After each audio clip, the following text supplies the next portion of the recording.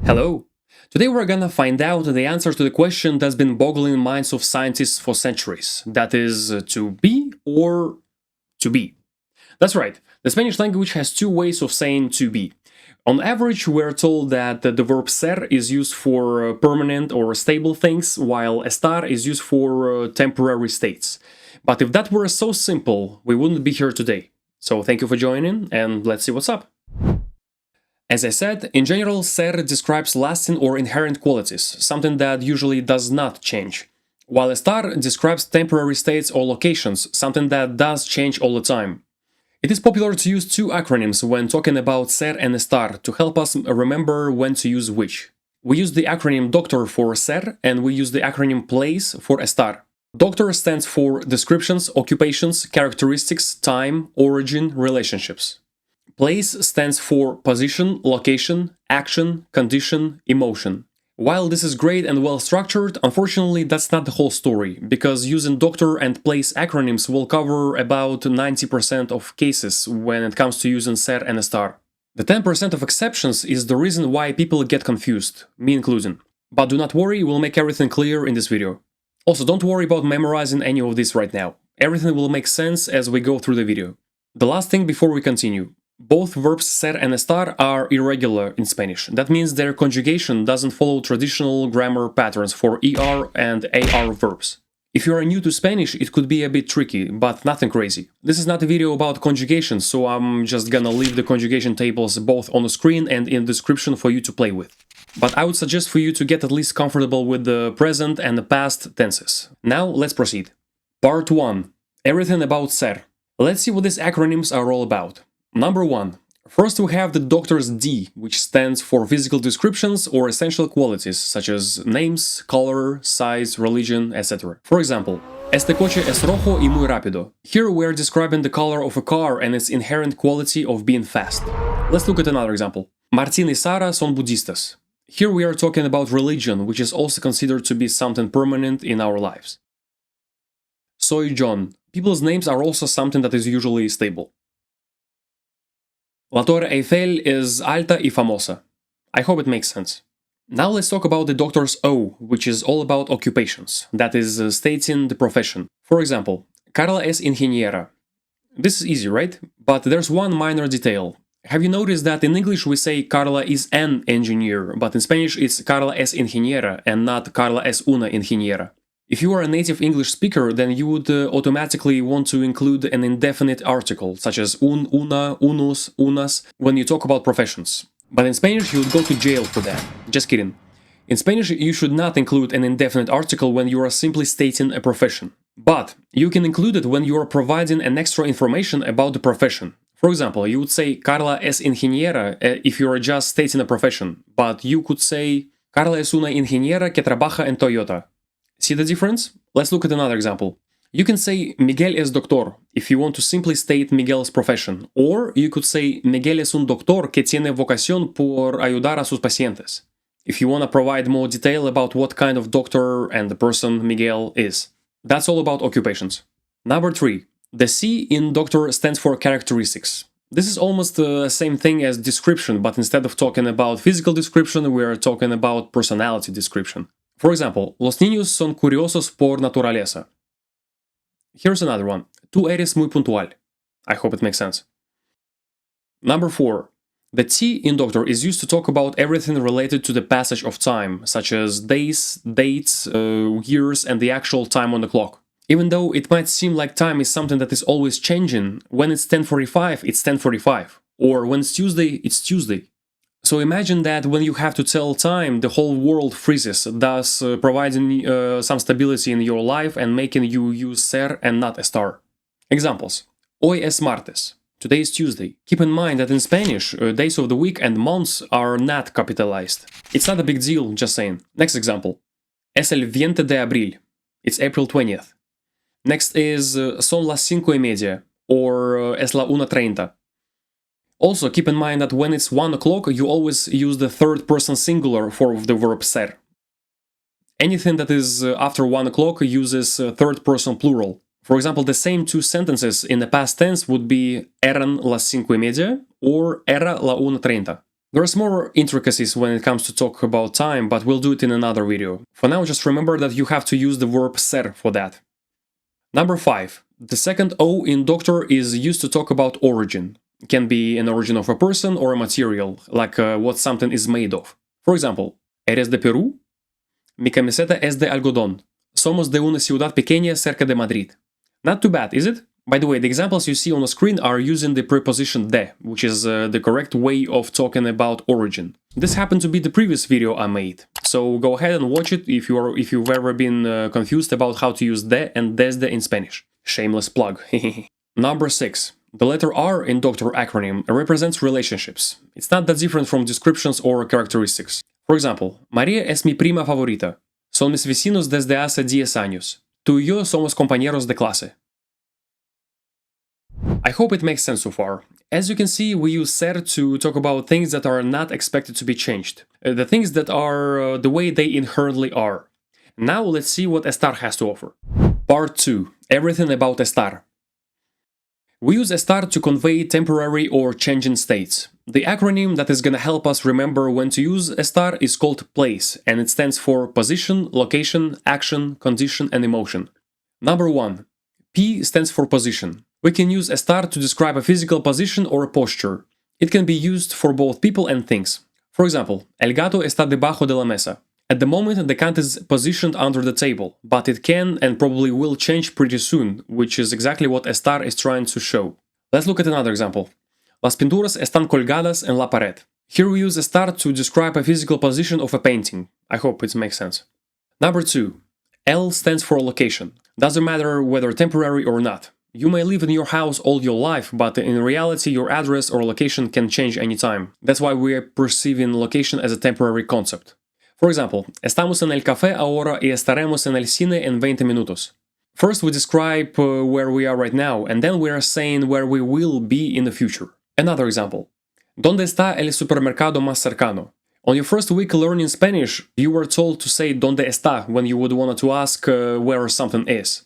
I hope now you can see why. We are asking the location of the nearest supermarket, therefore we use estar and not ser. There's a little exception to this rule, but we'll get there later when we're gonna compare ser and estar together. For now, let's proceed. Number 3. A stands for action. An ongoing or continuous action that is happening right now or was happening before. For example, estoy lavando los platos sucios. This is how we describe continuous actions in Spanish. We use estar plus verb in the present participle form. In this case, lavando, washing. Another example is estamos aprendiendo español juntos. If this progressive or continuous form is new to you, let me know and I can make a video for you explaining it in more depth. I don't want to spend too much time on it in this video. Number 4. C stands for condition. Condition as a state that you are in right now. Maybe you are sick or tired, or maybe something is broken. To describe that, we use estar plus verb in a past participle form. Do not confuse it with the present participle form. We're not talking about ongoing actions anymore. For example, estoy tan cansado esta mañana. Another example is el ordenador está roto. Roto means broken, and it's a past participle form of the verb romper, to break. If I wanted to say I am breaking the computer, I would use the present participle form, which is rompiendo. Estoy rompiendo el ordenador. I am breaking is an ongoing action. Is broken is a current condition or a state in which the computer is. I hope I didn't confuse you too much with the whole present versus past participle form. Please let me know if you would like more help on that topic. Number 5. E stands for emotion. Lastly, our emotions is something that makes us human. It's also the most unstable crap in the universe. Therefore, it's a perfect use case for estar. For example, estoy emocionado por el concierto. ¿Estás preocupado por la entrevista? Mis amigos están muy felices hoy. I hope it makes sense. Now that we have familiarized ourselves with unique cases for both ser and estar, I'm happy to announce that you should be able to identify and use them correctly in 90% of the cases. Not too bad, but wait, there's more. Now it's time to cover the 10% of exceptions where both ser and estar can be used with the adjectives that sometimes can change the meaning of what you're trying to say. This next part of the video is gonna be as much for me as it is for you because it's very easy to forget this kind of stuff sometimes. But now I'm gonna have my own video to refer to, so let's continue. Part 3. Ser versus estar. Exception number 1. Occupation.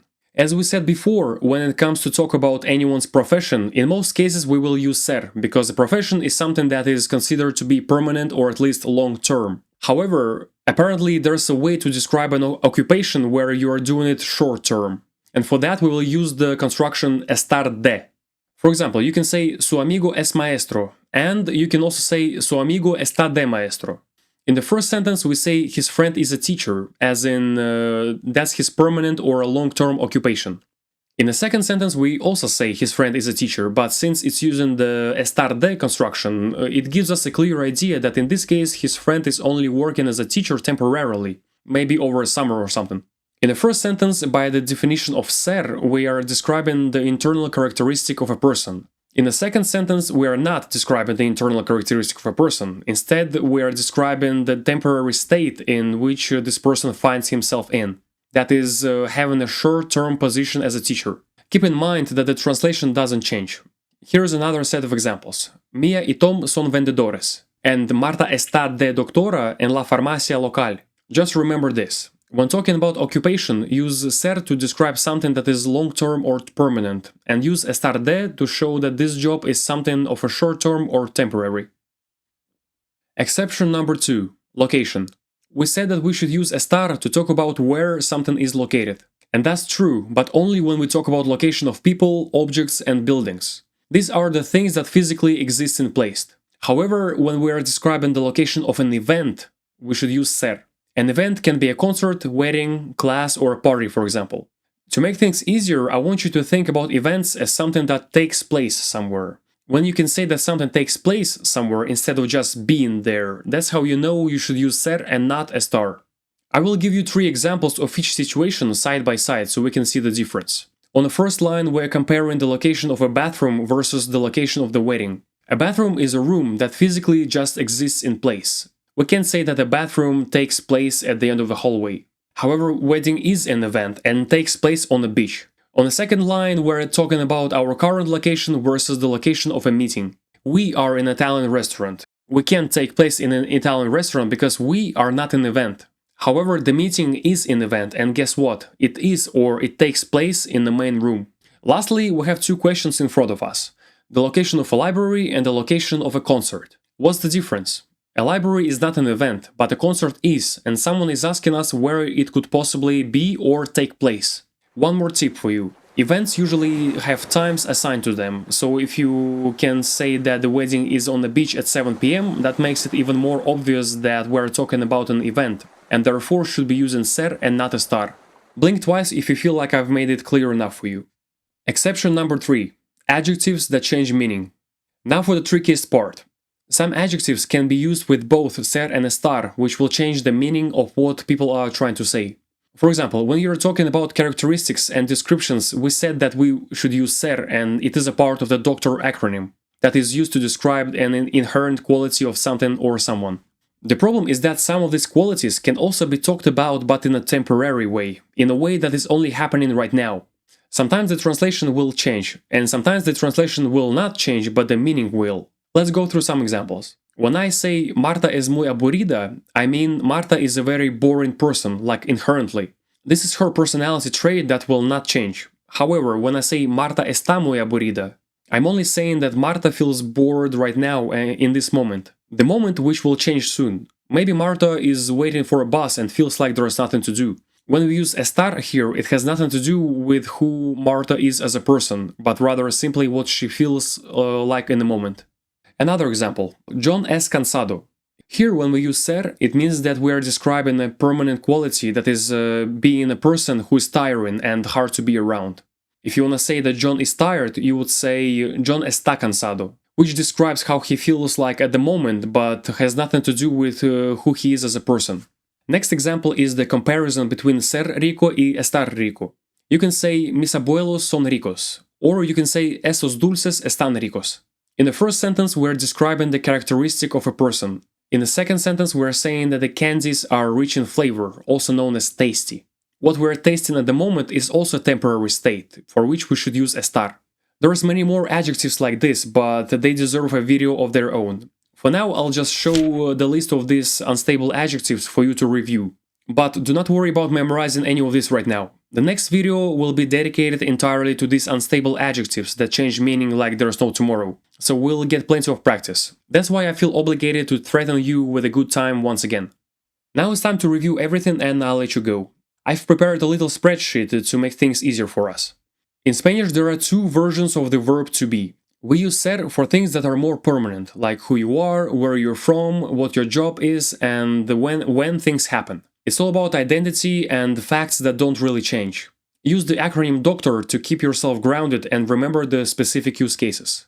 On the other hand, we use estar for things that are more temporary, like how you're feeling, where you are, what you're doing right now, or the current state of something. Use the acronym PLACE to help yourself with the practice. Now, there are two weird exceptions. 1. Both ser and estar can be used to talk about occupation. The difference lies only whether you're talking about a long-term occupation that is a part of our identity, for which we should use ser. Or maybe it's a short-term work which we know is only temporary. In this case, we'll use estar de. 2. Both ser and estar can be used to talk about location. In most cases, you'll be using estar, but remember that you have to use ser if you are talking about the location of events such as weddings, meetings, concerts. Events can be identified by using the phrase takes place instead of is. We cannot do the same for people and buildings. That's how you know when you should use ser. Lastly, not exactly an exception, but there's a bunch of tricky adjectives that may completely change the meaning of what you're trying to say. This will be the focus of our next video, which will be found right here once it's done. If it's not available yet, you can watch the video right here or just go outside for once, Jesus Christ. Also, I've decided to move the learning how to swear section into its own separate series of videos, because I've noticed that it's making these grammar videos longer than I want them to be. And that's all from me. Thank you for watching, and all the materials and interactive lessons can be found in the description. Let me know if you have any questions or video suggestions, and see you soon!